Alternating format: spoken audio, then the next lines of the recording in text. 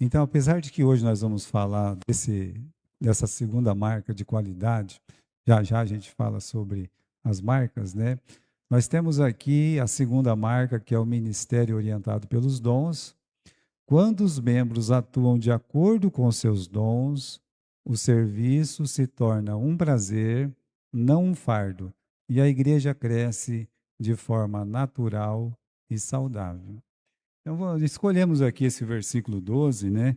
Querendo o aperfeiçoamento dos santos para a obra do ministério, para a edificação do corpo. Aperfeiçoamento dos santos, o que acontece? Crescimento do corpo, tá? Esse é o nosso assunto hoje. Mas vai pulando aí, Felipe, para a gente fazer uma recapitulação. Nós falamos para os irmãos do crescimento das igrejas e da diminuição das igrejas. As igrejas mais conservadoras, assim, de uma forma geral, no mundo, elas não estão crescendo, elas estão decrescendo. Né? O que se cresce? Cresce mais, meus irmãos, igrejas que são assim não conservadoras. Mas, de uma forma geral, o cristianismo ele tem crescido. Tem aquela impressão, né, que o islamismo vai tomar conta de tudo. Sim, eles estão lá tendo muitas mulheres, cada mulher, sei lá quantos filhos, 5, 10, sabe lá quantos. Eles se tornam 30% de um lugar, eles põem o terror, queimam a igreja, como está acontecendo na Nigéria, né? E em muitos outros lugares, como aconteceu na Turquia, matam os cristãos, violentam as mulheres, roubam, né? Na Nigéria, no Sudão, em muitos países da África, eles entram na cidade, eles roubam todas as crianças da cidade, matando quem tiver na frente para roubar as crianças, para fazer daquelas crianças novas muçulmanas. Isso acontece muito. Apesar de tudo isso, né, meus irmãos, o cristianismo, né, ele tem crescido, não aonde ele foi muito grande, lá para os 1900. Aonde o cristianismo era grande em 1900? Era, meus irmãos, nos Estados Unidos, lá, né, na América do Norte, era muito forte na Europa, tá? Mas hoje não é assim. Hoje a força do cristianismo está especialmente na África, veja só, né? 667 milhões, né? América Latina com seus 612 milhões, e a Ásia está lá, né? 379 milhões, e ultrapassando a América do Norte, ficando atrás da Europa, porque tem Polônia lá, porque tem aqueles países do leste europeu que eles conhecem o islamismo mais de perto e eles se fecham mesmo, né? Mas países como a França, como a Alemanha, como a Espanha, né, e a própria Inglaterra, eles estão numa queda muito grande do cristianismo. Veja lá os dados que a gente tem passado para os irmãos, é o seguinte, né? Pode passar, Felipe. Na África, em 1900, 9% dos africanos eram cristãos. Hoje, 50% já. Então, quer dizer, houve uma grande expansão. Né? Na Europa, reduziu de 95 para 76. E é uma redução muito grande. Na América do Norte, também é uma redução muito grande, né? Até maior ainda, porque de 97 para 72, mas é o continente onde está o país com maior número de cristãos, que é os Estados Unidos. Mas aí você vai para aquela questão do Canadá. Lá, meus irmãos, onde tem liberalismo, o cristianismo ele vai acabando mesmo. Né? A América Latina experimentou um ligeiro declínio, né, de 95 para 92. Na Ásia cresceu de 2 para 8, né? Pode passar aí, Felipe, outro, né? E, vamos lá, o caso mais significativo de encolhimento do cristianismo é a região norte da África e a Ásia Ocidental, que inclui Iraque, Síria, Israel, Palestina, Turquia. Né? Só para a gente ter uma ideia, na Turquia, em 1900, tinha 22% de cristãos. Hoje tem 0,2%. Mas por quê, pastor? É como eu disse, para ser cristão lá, se alguém te encontra com uma folha do Novo Testamento, não precisa ser muita coisa, não. Uma folha do Velho ou do Novo Testamento, se você for uma mulher, você morre apedrejada. Se você for um homem, você vai morrer de uma forma mais cruel ainda. Então, assim, eles não têm opção de ter outra igreja senão o Islão. Se eles são capazes de escravizar os próprios Islão, né? São capazes de escravizar as próprias mulheres e ainda matá-las do jeito, o que eles vão fazer com os cristãos, né? Se eles são ruins para eles, que dirá para os outros, não é verdade? Então, isso é o que a gente imagina, né? Agora, tem uma outra telinha que a gente viu já há 2 semanas, é o seguinte, né? Se a gente está não crescendo, ou se está estagnado, é importante avaliar se precisa ou não de mudança. Será que a igreja precisa ou não precisa de mudar alguma coisa? Não, não precisa mudar nada, né? Deixa do jeito que está, não precisa mudar nada. Se você fizer somente o que sempre fez, os resultados não vão mudar. O camarada aqui, como eu já disse, ele está vendendo roda redonda, né? E o camarada diz: não, obrigado. Da frente, que está sofrendo mais ainda, diz: nós estamos satisfeitos. Agora, irmãos, muitas das nossas igrejas, inclusive a velha guarda, né, de antigas igrejas pentecostais, eles estão envelhecendo. Você olha para as igrejas assim, há um envelhecimento muito grande da membresia. Daqui 20, 30 anos, o que vai acontecer? Vai acontecer aqui o que já está acontecendo na Europa. Não houve uma mudança, eles não entenderam o que está acontecendo no mundo, eles não estão fazendo muita coisa, não estão se preocupando, ainda dá para pagar um pastor, né? Ainda dá para fazer alguma coisa aqui, um evangelismo, né, desse nosso jeito, um evangelismo só de porta para dentro, nunca de porta para fora. Então tá tudo bem, né? Nós não precisamos de mudança. Outra folha aí, né? O que a gente tem a próxima aí? É da carrocinha.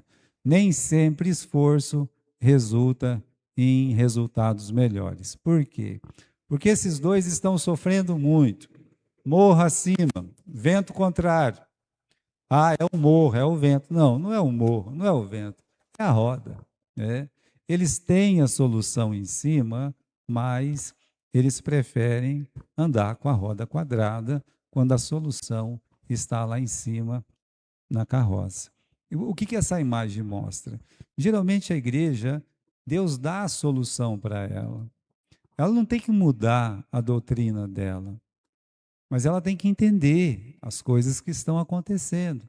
Então, cada tempo, meus irmãos, as coisas vão acontecer de forma diferente e Deus, a gente fala assim que Deus dá o frio conforme a coberta, de fato. Então, todos os problemas que vão surgindo atuais da igreja, Deus ele tem uma solução. E não precisa perder a fé, vender a fé, mas às vezes precisa mudar alguma coisa, né? Às vezes precisa orar mais, né? E ver o que está acontecendo. Então aqui nós temos, meus irmãos, na semana passada falamos da liderança capacitadora. Pode passar aí, Felipe, né? Que foca em quê? Em desenvolver o potencial ou capacitar a equipe, né? Encoraja a autonomia, o autogerenciamento, a tomada de decisão pelos colaboradores, ao invés de supervisioná-los diretamente. Então, o líder capacitador, a palavra já está falando, ele vai fazer o quê? Ele vai trabalhar para capacitar. Nós vamos treinar esse pessoal, nós vamos, né, ajudar eles a melhorar o que tem que melhorar aqui na igreja, na música, na classe, nos nossos eventos, nós vamos ter que ajudá-los. Então, a liderança capacitadora faz isso, né? Atua como mentor, como facilitador, investe na capacitação contínua e no crescimento individual. Então, isso é liderança capacitadora que a igreja tem que cobrar do pastor Gilberto. Agora, note nela a característica transformacional, né?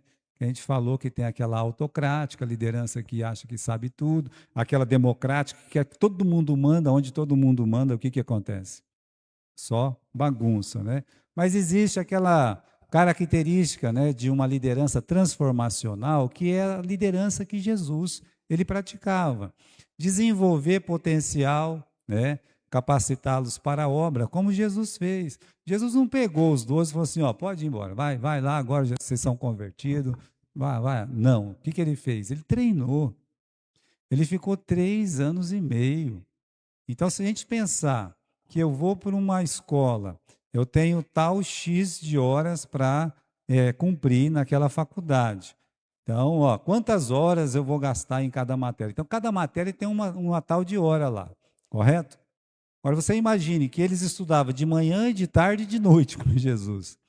A carga horária deles é 3 vezes maior do que qualquer faculdade que a gente faz aqui nesse mundo, né?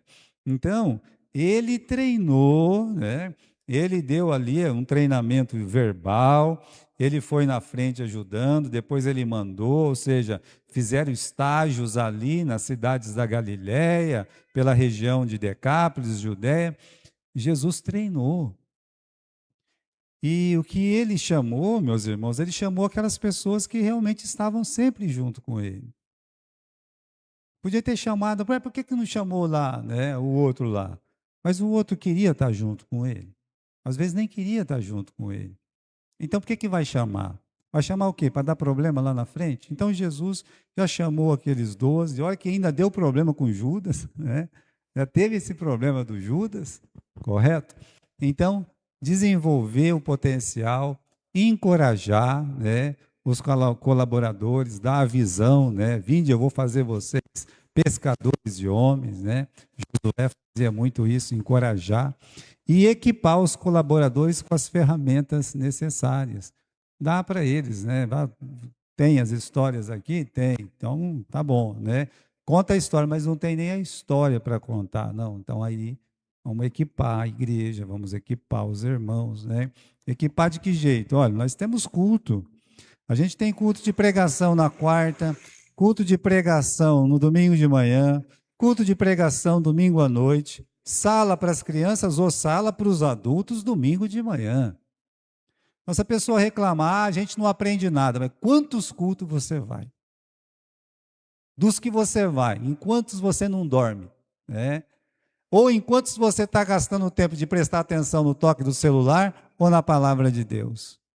Então, aí você vê que as coisas vão se afunilando.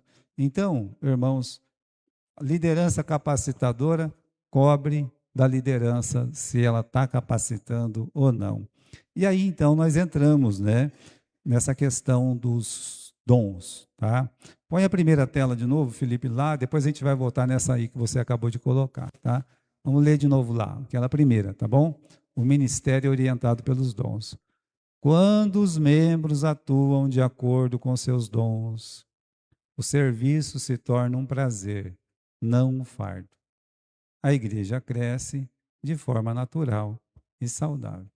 Então, os cristãos daquela igreja, eles estão atuando como? Pressionados para ter que trabalhar, né?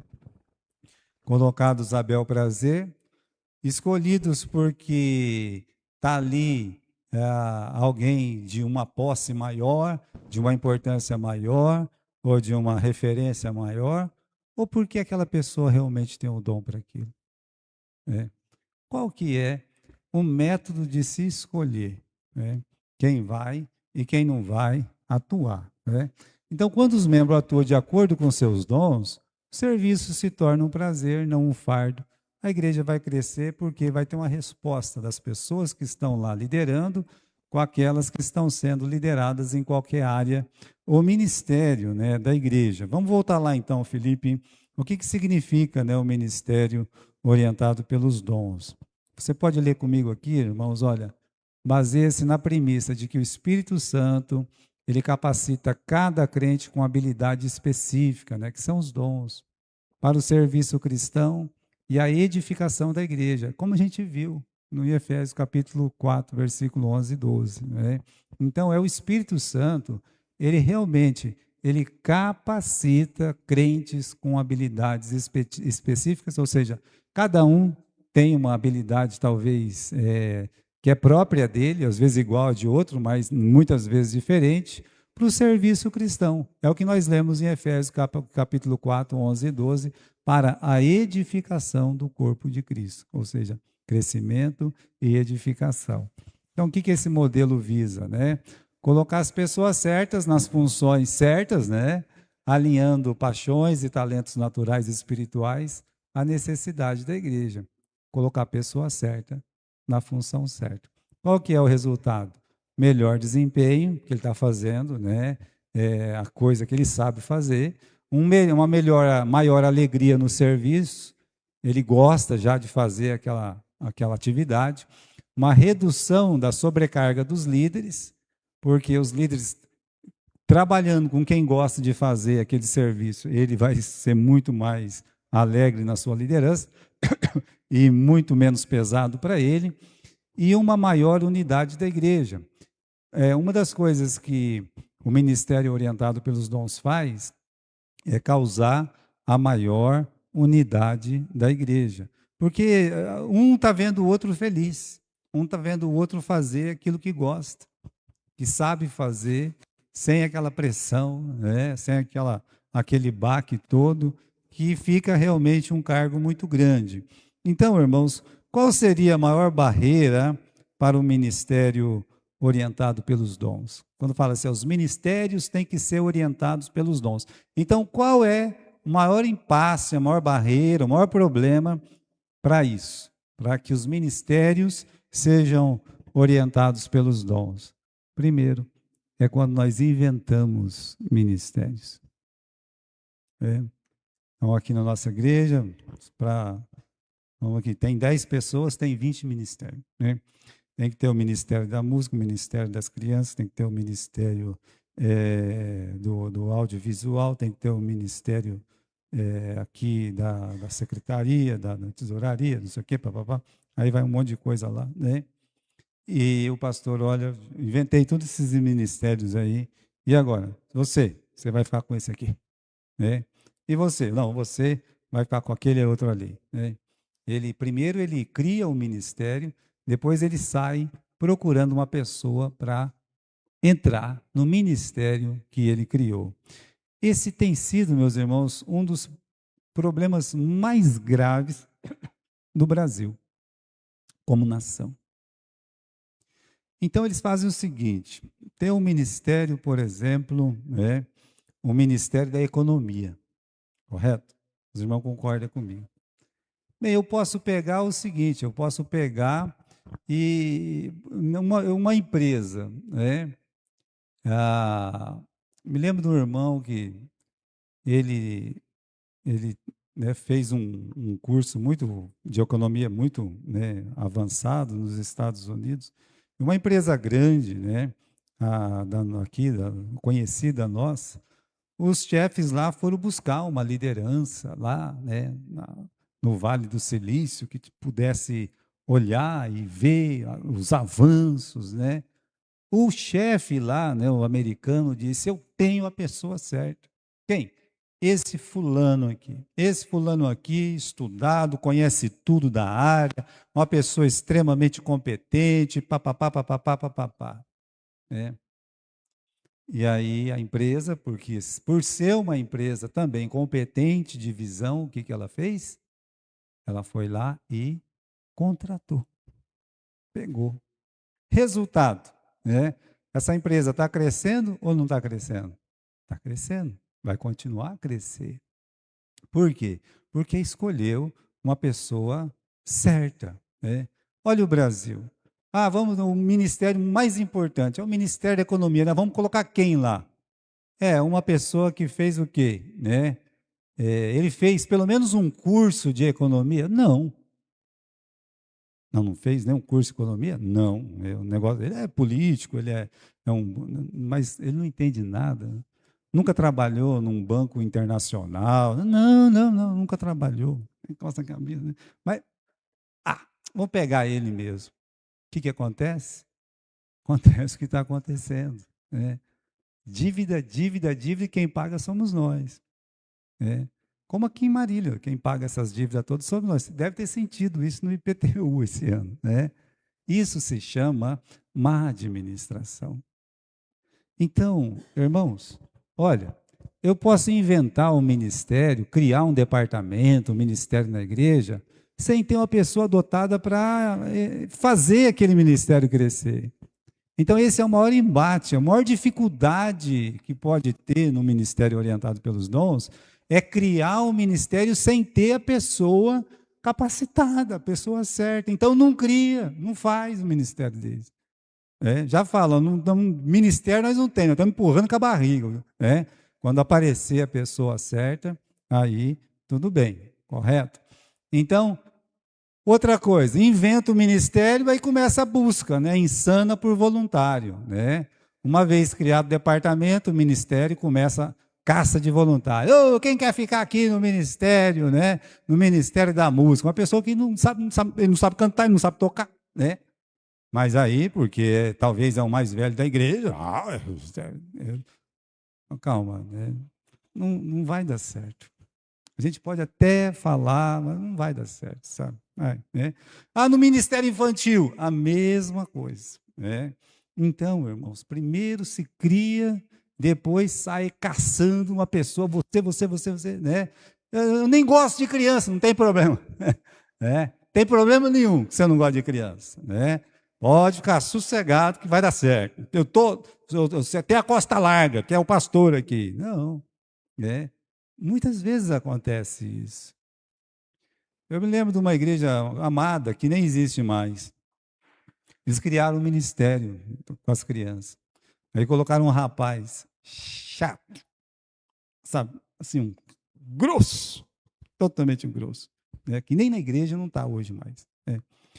E ele ficou como o professor de criancinhas desse tamanho. Com 4, 5 professoras de escola na igreja. Então, são coisas, irmãos, que acontecem dentro da igreja que não tem cabimento. Ou seja, como é que isso vai dar certo? Não deu, na nossa igreja esse negócio de criança não deu certo. Mas por que não deu certo? Vamos pensar. Por que será que não deu certo? Eu vou fazer um ministério infantil com as crianças, tudo mais. Aí eu vou chegar... claro, eu tenho o maior zelo pelo cantor cristão, não há dúvida disso, Então eu vou pegar aqui, e vou colocar aí 20 crianças sentadinhas no banco e eles vão ter que escutar. O pai não vem na igreja, a mãe não vem na igreja, ninguém conhece a palavra de Deus. Aí nós vamos cantar o hino do Martim Lutero, nós vamos cantar um hino, e canta. E segundo e terceiro. E a gente não pode cantar uma musiquinha para as crianças, 3 palavrinhas só. Não, na nossa igreja não. O que vai acontecer com essas crianças? Elas não vão ficar. Então, quando a gente fala de ministério orientado pelos dons, quando a igreja coloca pessoas sem dons, desinteressados, ou não tão integrados na igreja, o que vai acontecer? Não vai dar certo.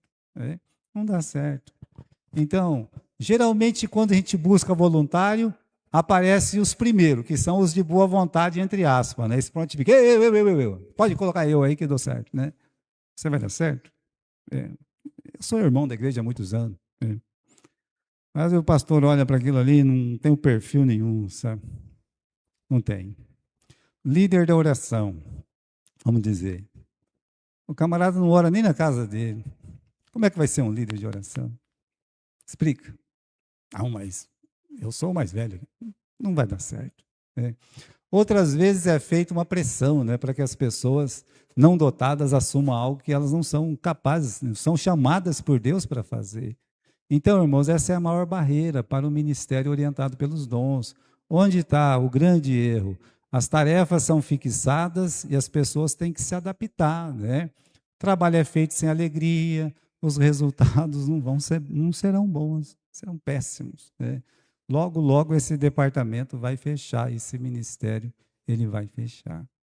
Vai falar assim, estamos querendo que a igreja cresça, então a gente vai abrir novos ministérios, ok, ok, sem nenhum perfil daquelas pessoas que vão assumir. Criou-se o ministério a partir da ideia de alguém e não porque alguém na igreja tem o dom e pode Agora vamos ser diferentes. A igreja não tem nenhum trabalho com criança. Não, não.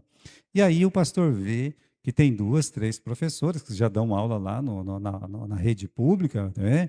Pessoas, moças, rapazes que têm amor pelas crianças e tal, né? Aí o pastor diz, eu acho que está na hora de fazer o quê? De abrir um ministério com crianças. Então eu vou orientar, eu vou capacitar eles, né? Vamos trazer alguém aqui que pode dar umas aulas primeiro, não vamos fazer de qualquer jeito. Vamos chamar aqui, né? Vamos treinar, vamos trabalhar, vamos fazer. E aí as coisas começam a andar. Aí funciona e dá um crescimento.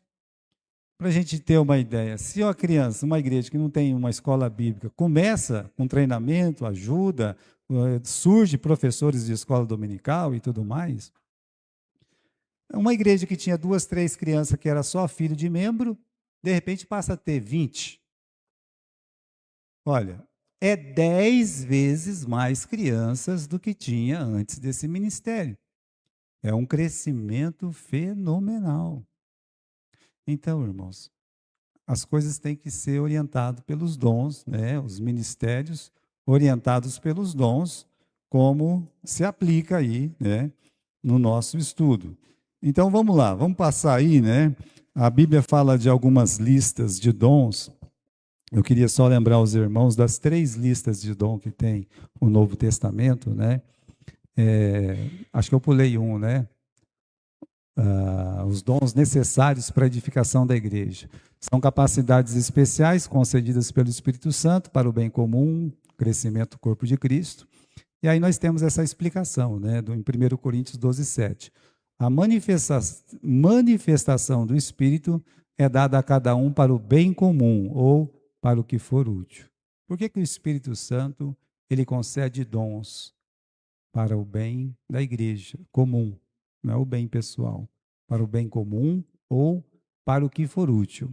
São concedidos individualmente pelo Espírito Santo para edificar a igreja e servir o próximo, não para benefício próprio. E aí o mesmo Espírito distribui dons diferentes, mas com a finalidade de unir o corpo de Cristo. Então, se tem aquela ideia perfeita que o dom vem para edificar a igreja e servir o próximo, aí não tem confusão. Por que tem tanta confusão nos ministérios? É muito simples. Às vezes as pessoas acham que todos têm que servi-la ou servi-lo. Não. Se ela é um cristão, uma cristã espiritual, ela está ali para servir. Ela não está ali para ser servido. Por isso se diz servo. Aliás, a palavra servo no Novo Testamento é escravo. Aí eu não quero. Escravidão já acabou.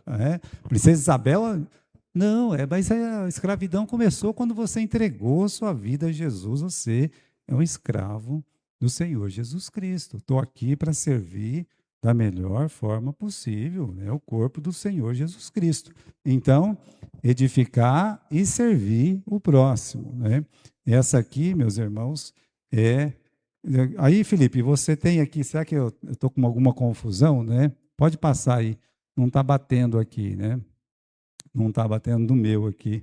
Eu acho que eu mudei, eu não sei o que eu fiz aqui, que não deu certo. Né?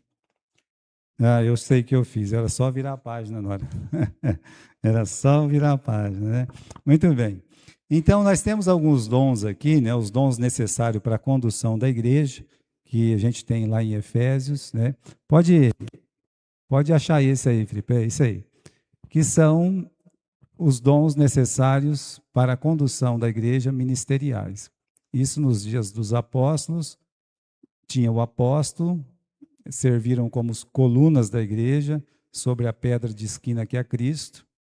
O profeta, que trazia a palavra de Deus para a igreja, dando a direção. O evangelista, focado em alcançar os não crentes. O pastor, focado no cuidado, pastoreio, proteção do rebanho. E os mestres, né, os professores, focados no ensino da palavra de Deus e da doutrina. Então, nos dias de hoje, o apostolado encerra-se com a morte dos 12. Eu sou apóstolo. Você não é apóstolo. Nós não temos mais. Não temos mais apóstolos. As profecias. O livro de 1 Coríntios, capítulo 13, é bem claro, elas se encerraram com a vinda do Novo Testamento. As profecias cessarão, vindo que é perfeito as profecias, né? Então, não, eu não concordo. Então, você não concorda que a Bíblia é perfeita, né? A palavra de Deus perfeita.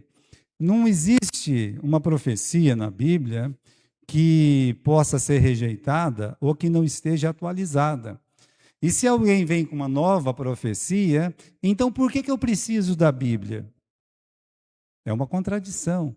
Se a palavra de Deus é nossa única regra de fé e prática, então por que eu preciso de uma profecia humana? Ela também vai ser minha regra de fé e prática? Não. Então nós não precisamos da profecia. Então, irmãos, ainda assim, há 3 dons necessários para a condução e o crescimento da igreja, que é o evangelista, que são os professores, que são os pastores. Então, eles estarão aí na condução da igreja, buscando o crescimento da igreja, né? Depois, nós temos a lista dos dons em 1 Coríntios capítulo 12, que também não são poucos, né? Pode passar aí, Felipe, né? Quais são eles aí? Palavra da sabedoria, conhecimento, fé, cura, milagre, profecia, discernimento de espírito, variedade de línguas, interpretação, além de dons de socorro e administração. Então a gente pergunta, qual destes dons Deus tem dado à nossa igreja? Puxa vida, quando eu vejo sabedoria, quando eu vejo conhecimento, quando eu vejo fé, quando eu vejo as próprias línguas e interpretação, eu posso pensar, eu posso ser usado para administrar bons conselhos? Eu posso? Pode. Você pode. Você tendo esses dons, você pode. Posso ser usado para socorrer os doentes, porque ali fala de curas, de milagres, né? Pode. Posso ser usado para abrir os olhos dos fracos, né? Ajudando aí na interpretação, no conhecimento? Pode. Posso ser usado na administração da igreja? Porque fala sobre isso também. O último lá é o quê? É administração. Então, irmãos, na lista de 1 Coríntios, que tinha esse desejo do apóstolo Paulo de socorrer uma igreja que tinha um monte de problema, ele disse, não falta dom nenhum para vocês. Então, se vocês estão andando errado, não é por falta de dom, não é porque Deus não colocou dentro da igreja pessoas capacitadas. Mas aí, se você tem, por exemplo, sabedoria, um irmão com dom de sabedoria. Aí tem 2 irmãos brigando na igreja, um está brigando com o outro lá, correto? Por que eles estão brigando? Tem uma questão aí, estão levando lá na justiça, lá no advogado, e vai para o juiz, um monte de coisa. O que o apóstolo Paulo falou? Será que não tem um irmão aí, espiritual, que possa dar um conselho para vocês e resolver essa questão? Então, a roda está em cima da carroça. Mas eles preferem a briga, preferem a confusão, sabe assim, o descontentamento, aquela roda quadrada batendo. A igreja, ela não avança, né?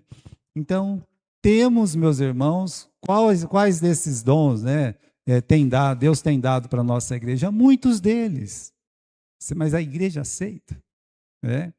Se realmente tivesse uma confusão, uma briga, alguma coisa, chegasse o irmão, olha, vamos ver o que a Bíblia diz? Não estou interessado. Bem, então você não está reconhecendo o dom aí do irmão de sabedoria, de conciliação, de socorro. Não, não é problema dele. Então, não reconhecer o dom é um entrave também, um grande entrave. Importante nessa lista que os dons não são para comparação ou para se gabar, mas para complemento, edificar a igreja. Um ajuda o outro, tá? Algumas pessoas têm mesmo, meus irmãos, assim, muito conhecimento, outros não têm tanto conhecimento, mas têm uma fé, né? Você vê aquelas pessoas simples na igreja, não tem muito conhecimento, mal sabe ler às vezes, sabe? Ela mais ouve do que lê. Se ela mais ouve do que lê, ela mais repete, ok. Só que quando ela coloca o joelho no chão, parece que alguma coisa se move. Aquela fé removedora de montanhas. Por isso, meus irmãos, a igreja é um ajuntamento. das pessoas para o crescimento do corpo. Pode pular aí na outra lista, Felipe, né? Essa aqui é a lista de Romanos, no capítulo 12, versículos 6 a 8. Aqui mostra uma lista mesmo de serviço, né? Profecia, falar a verdade de Deus, suas intenções com fé. Então você imagine assim, o apóstolo Paulo, ele fala de um jeito profético no livro de 1 Coríntios, que o profeta ele vem exortar, ele vem ensinar, ele vem redarguir. Então, isso aqui é o. A pessoa fala assim: ó, eu acho que eu tenho o dom da profecia, mas você está lendo a Bíblia, você conhece a Bíblia, a palavra de Deus, você é capaz mesmo de dar uma boa palavra dentro da Bíblia para a pessoa. Não, não, não, tem uma revelação nova aqui, então essa profecia não serve para nós. Mas se ela estiver dentro da Bíblia, dentro da palavra de Deus, será aceita com certeza. O serviço, o ministério que o apóstolo Paulo fala, que é a capacidade para servir, para ajudar na igreja diversas tarefas, né? Então, se está falando serviço, meus irmãos, eu fico pensando, né? A palavra serviço e ministério, tem tradução que traz serviço e tem tradução que traz ministério. Eu queria ler aqui em Romanos capítulo 12 com os irmãos. Vamos ler comigo lá, né? Romanos capítulo 12, tá? E versículos 6 a 8. De modo que, tendo diferentes dons, segundo a graça que nos é dada, se é profecia, seja ela segundo a medida da fé, se é ministério, que seja em ministrar. Veja só, que tem tradução que não traz a palavra ministério, traz a palavra serviço aí. Sabia? É. Não sei se algum de vocês tem a palavra serviço, mas tem Bíblia no original que traz a palavra serviço. Então, se você pensar assim, né, que serviço ou ministério, mesma coisa, é o que? É a capacidade para servir e ajudar na igreja em diversas tarefas. Ah, eu tenho um ministério na igreja, mas você se aplica a ele como alguém que serve? Está ali para servir? Ou você está ali para causar? É. Então, se é para servir, sirva com amor a Deus, amor à palavra de Deus. O ensino, meus irmãos, instruir, explicar a palavra de Deus. Bem, cabe muito dentro das nossas igrejas, né? Toda igreja mais conservadora vai trabalhar muito essa questão da instrução, de tentar explicar a palavra de Deus para as pessoas. É importante que isso aconteça, então tem muito espaço aqui e algumas pessoas são chamadas de uma forma especial por Deus para ensinar. Exortar, quer dizer, encorajar, motivar e consolar os crentes. Como é que está escrito aqui no capítulo 6, no versículo 6, 7, né? Se é ministério, seja ministrar. Se é ensinar, haja dedicação ao ensino. Né? Como eu falei para vocês, pode ser que uma pessoa quer ensinar, mas está dedicando. De que é dedicar, pastor? Dedicar é você fazer mesmo, com amor, você fazer com carinho, participar de tudo. Não é, eu estou indo ali. Não, eu tenho que participar de tudo. É uma equipe trabalhando. Né? Dizer que você está lá numa empresa, né, uma empresa que seja pequena ou grande. Se a pessoa quiser trabalhar sozinha ou isolada ali, eu não entendo. Um patrão vai mandar embora. Oh, mas você não vai se juntar, você não vai. Não, eu não. Né? Mas por quê? Aqui é uma empresa, a gente trabalha como uma equipe. Ah, não, eu não sou desse jeito. Mas você não é desse jeito? Então, se fosse numa empresa, meus irmãos, ele não ficaria. A igreja é a mesma coisa, sabe? Então, nós temos aqui, tem o coral. O pessoal do coral vem, e o que eu sei é que toda sexta-feira, na medida do possível, acontece o quê? Acontece um ensaio. O que se espera dos coralistas? O que vocês acham que se espera deles? Que eles venham ensaiar. É simples. Que eles estejam presentes nos ensaios. Para quê? Ah, não, mas é só domingo que canta. Não, eu sei que é só domingo que canta. Mas quando você assume o ministério, você tem que dedicar a esse ministério. Eu posso chegar aqui e só pregar. Os irmãos talvez não vão perceber se eu estudei, se eu não estudei, se eu passei meu tempo lá assistindo televisão ou não, se eu fiquei jogando gamão ou não. Ninguém vai saber, eu estou lá dentro da minha casa ou aqui na igreja. Né? Então a dedicação é primeiro individual. Tá? Depois, quando a gente lê aqui no versículo 8, o que exorta, use esse dom em exortar, né, motivar, ou seja, encorajar os outros irmãos. Use esse dom para consolar, para encorajar. Porque tem gente que precisa de encorajamento. Né? A gente estava conversando hoje, né, com uma pessoa e essa pessoa dizendo assim, né? Ah, hoje foi um dia muito ruim, um dia muito triste, eu não tinha nem vontade de viver e tal. Essa é a hora do encorajador. Tá? Não tá? Não, né? Então o encorajador vai fazer o quê? Às vezes a pessoa não quer escutar nada. Mas o encorajador, ele é tão dedicado no ministério dele que ele faz o quê? Ele faz ou ele vai lá na padaria, compra um bolo feito, ou ele manda a mulher fazer, ou a esposa, que é a consoladora, vai fazer, e vai acontecer o quê? Ô fulano, passa um pouquinho aqui em casa, né? Não, não quero não, passa aqui rapidinho, vamos só, né? Aí a pessoa está lá no portão, entra um pouquinho para dentro, quando vê a mesa está pronta. E quem está assim, meio triste, meio aborrecido, sempre anda com fome. Aí essa pessoa já olha, já vai olhar lá. Ah, já que você insiste, eu vou comer um pedacinho. Deixa ela falar. Só da pessoa falar, ela já se alivia. Fala assim, estamos juntos aí, meu irmão, né? Precisar de alguma coisa, é verdade. Já sai consolado. Que coisa. Então, meus irmãos, motivar, consolar, contribuir, que é repartir, né? Dar com generosidade, liberalidade. Aí no versículo 8, o que reparte, faça com liberalidade, né? Não fica contando seus tostões, vai lá, faça com amor mesmo. O que preside com cuidado e o que exercita a misericórdia com alegria. Então, o presídio, liderança, né? Exercer direção com dedicação e com zelo. Como é que está aqui na palavra de Deus? Né? O que preside com cuidado. Então, vai ter o cuidado. Olhar, ver.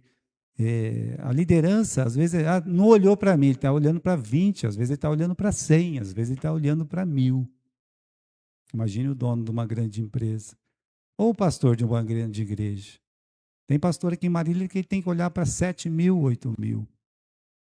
Então, ele está tendo um cuidado maior do que ele pode imaginar. Né? Misericórdia, socorrer os necessitados com alegria. Essa é a palavra. O coração voltado para a miséria alheia. Né? Então, irmãos, continuando aqui, né? Vamos passar. Né? Pode passar o próximo aí, Felipe. Meu ministério na igreja. Ok, deixa eu achar aqui que eu me perdi todo aqui. Né? Deve ser orientado pelo dom que Deus me deu.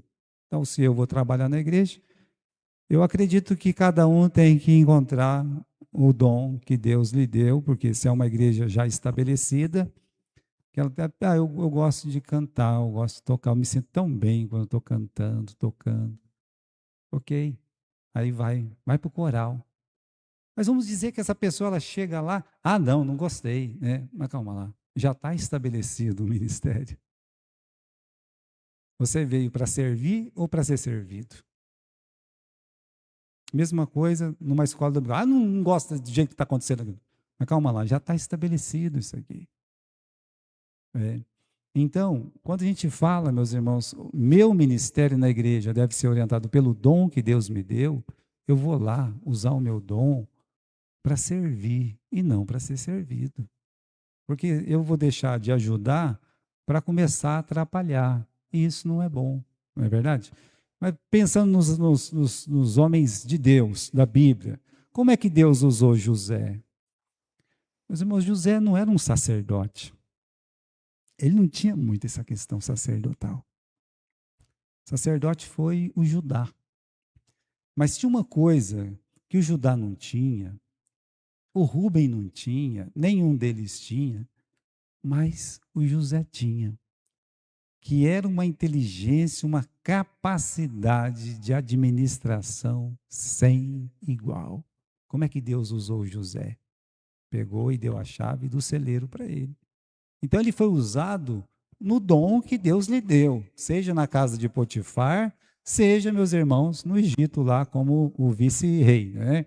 Como é que Deus usou Moisés? Como líder legislador. Olha a diferença, meus irmãos, dele com Josué. Uma coisa era fazer as leis, outra coisa era liderar o povo a fazer a vontade de Deus dentro da palavra. Outra coisa era montar num cavalo, pegar uma espada e sair lutando. Moisés não era assim. Então, Moisés, ó, você vai encaminhar espiritualmente as pessoas, o Josué vai encaminhar de uma forma guerreira, em batalha, as vitórias, as conquistas da terra prometida. Cada um no lugar dele. Então, foram usados de acordo com o seu dom. Como é que Deus usou Barnabé?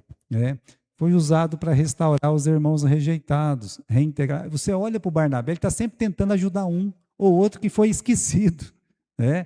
O Saulo foi esquecido, eu trago ele de volta. O João Marcos foi esquecido, eu trago de volta. Olha, e essa atitude do nosso querido Barnabé fez com que 14 livros do Novo Testamento chegassem até nós. Porque alguém foi buscar o outro alguém que estava fora da igreja, esquecido. Só isso. Então Deus usou ele da melhor. Quantos livros ele escreveu? Não escreveu nenhum. Porém, ele era o irmão da consolação, e ele buscava os rejeitados. Como é que Deus usou a Dorcas? Instrumento de amor prático, serviço generoso na igreja. Acho que ela não ia dar bem como uma professora, como a cantar no coral, né? Acho que não ia dar certo com ela, não, né? Mas ela queria servir a Deus com o dom que Deus deu para ela. E qual era o dom que Deus deu para ela? Ela costurava muito bem. Ela sabia, a mão dela era um espetáculo, a mão dela era uma máquina de tear. Ela falou, se é com isso. Então, se é assim, eu vou servir a Deus com o dom que Deus, Ele me deu. Então, quero terminar dizendo, irmãos, no dever, de investir no descobrimento, na descoberta e a capacitação dos dons. Nem sempre o cristão sabe o dom que Deus lhe deu, tá? Isso acontece. Moisés tinha dúvidas sobre o dele, mas o Amós também. Eu não era profeta, nem meu pai era profeta, mas Deus me colocou como profeta. Às vezes a pessoa não sabe, então às vezes a igreja pode ajudar essa pessoa a descobrir o dom que ele tem. A igreja pode fazer isso, Deus capacita os seus chamados, o Jeremias. Eu sou jovem, eu não sei falar, Ele não falou isso para Deus. Eu sou muito criança, eu não sei falar. E Deus falou, não diga eu sou uma criança, porque onde quer que eu te enviar, você vai. Tudo que eu mandar, você vai dizer.